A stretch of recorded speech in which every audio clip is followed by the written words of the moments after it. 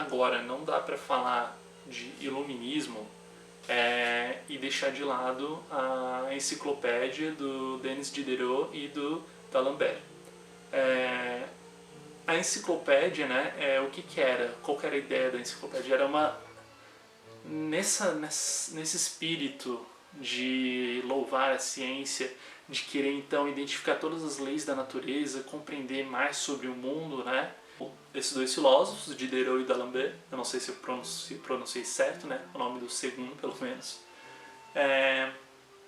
Eles vão realizar um compêndio de textos, né? De verbetes, e vão montar então a enciclopédia, que na verdade ela vai sendo construída ao longo de anos, porque ela contém mais de 7.000 verbetes, ou seja, 7.000 textos, né, trazendo então significados sobre as mais variadas coisas, desde casamento, fornicação, mulher, até pensamento, física, filosofia, etc. Tem de tudo, então, nessa enciclopédia iluminista. Né, com a contribuição então de mais de 140 autores. Muitos deles acabaram sendo perseguidos, né, como o próprio Voltaire, enquanto eles contribuíam para essa obra. Então, tendo que fugir para fugir das autoridades que se sentiam ameaçadas por esse tipo, enfim, de projeto e difundia as ideias iluministas.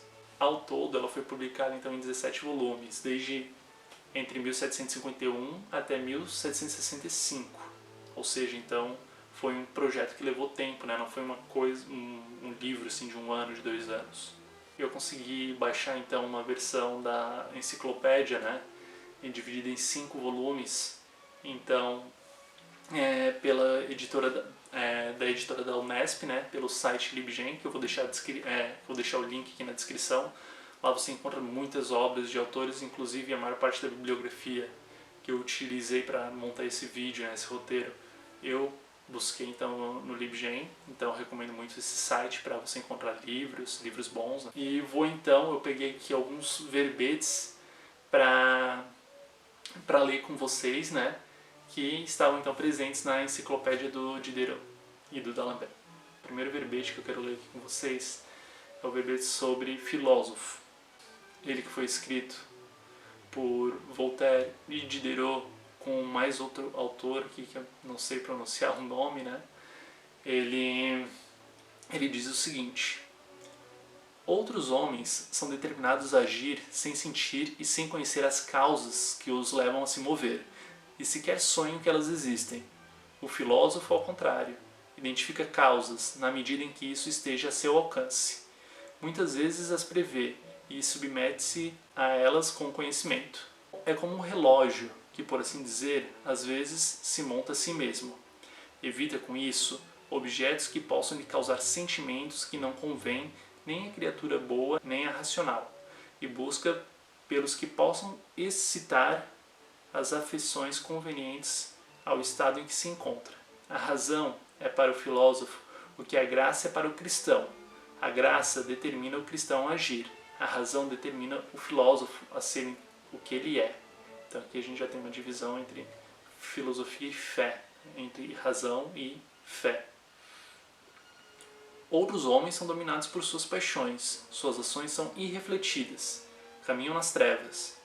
O filósofo, em meio às suas paixões, só atua depois de refletir. Caminha no escuro, mas uma tocha ilumina os seus passos.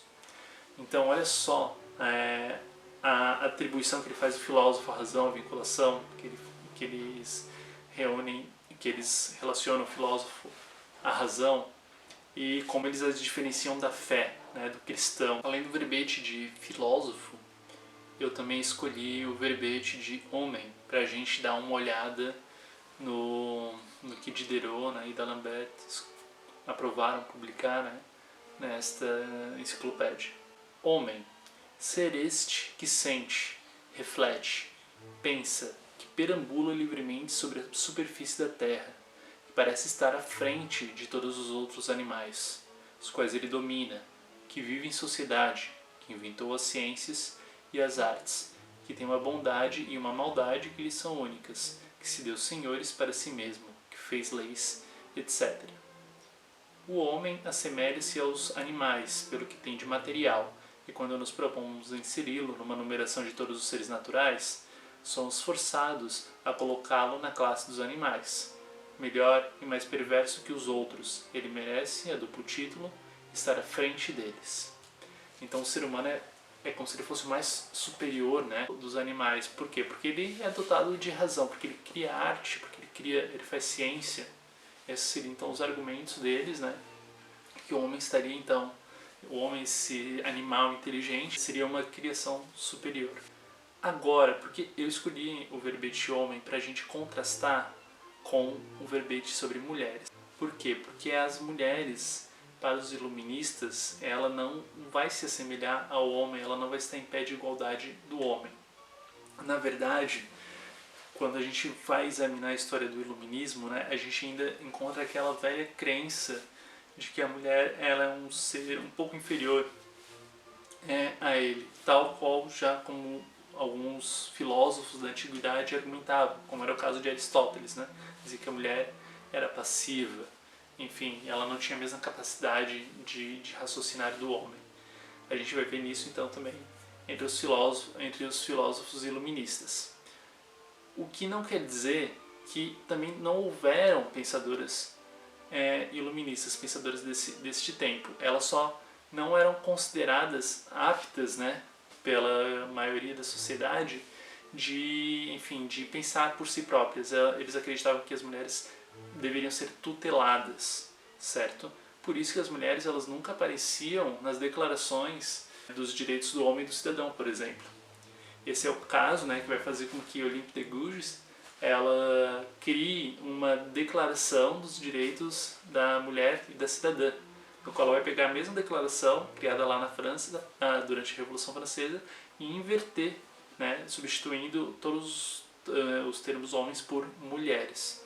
O que isso vai causar para ela? Vai acabar levando, né, nessa sociedade patriarcal ela à morte. Ela vai ser então morta por afrontar a revolução.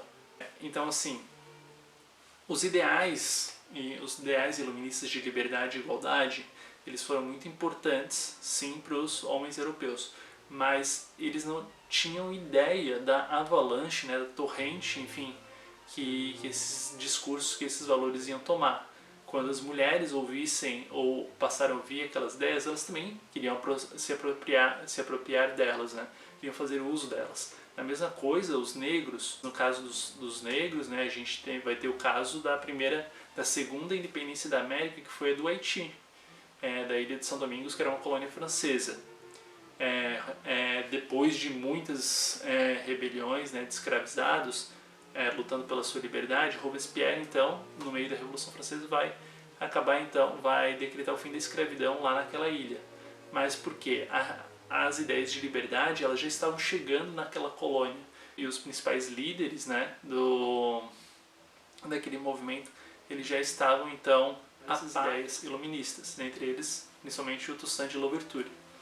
Mas então, voltando às mulheres, vamos ver o que Desmarres, não sei se pronunciei certo, né, mas enfim, publicou na enciclopédia do Diderot e do D'Alembert. Essa metade do gênero humano, comparada fisicamente à outra, é superior em encantos e inferior à força.